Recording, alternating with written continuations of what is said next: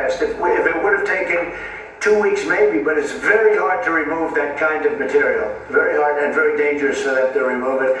Plus they knew we were coming, and if they know we're coming, they're not going to be down there.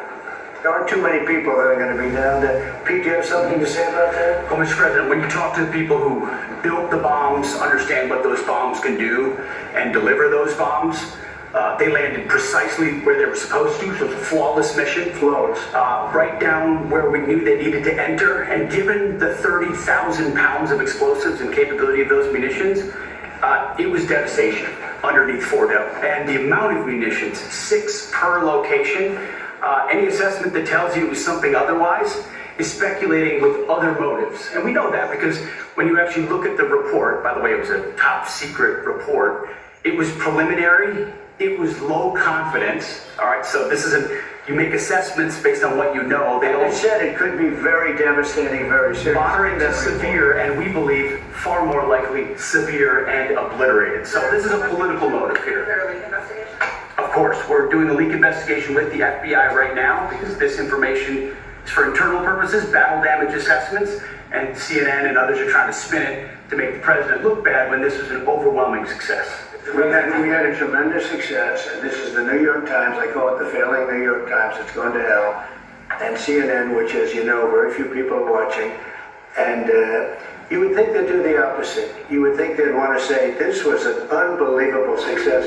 And the thing that hurts me is it's really demeaning to the pilots and the people that put that whole thing together, the generals. That was a perfect operation. And when you look at the holes, and this was done from 52,000 feet, there was no moon, there was no light, and those 3 holes are right together.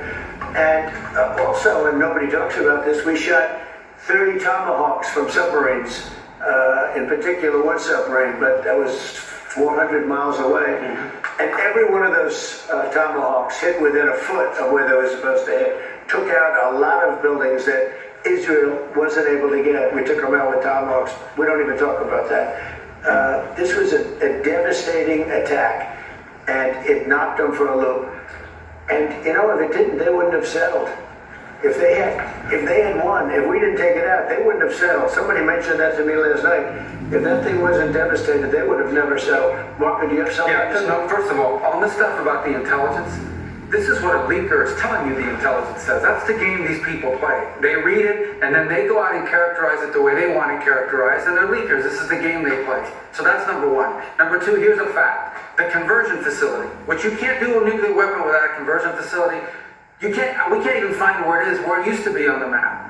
You can't even find where it used to be because the whole thing is just blackened out. It's gone. It's wiped out. It's wiped out. Then we dropped 12 of the strongest bombs on the planet right down the hole in 2 places. Everything underneath that mountain is in bad shape. And I refer you to the statement of the IAEA, Mr. Grossi. You know what he said? He said there was Iran, the way it looked the day before the attack, and what their nuclear program looks like now. 2 very different things.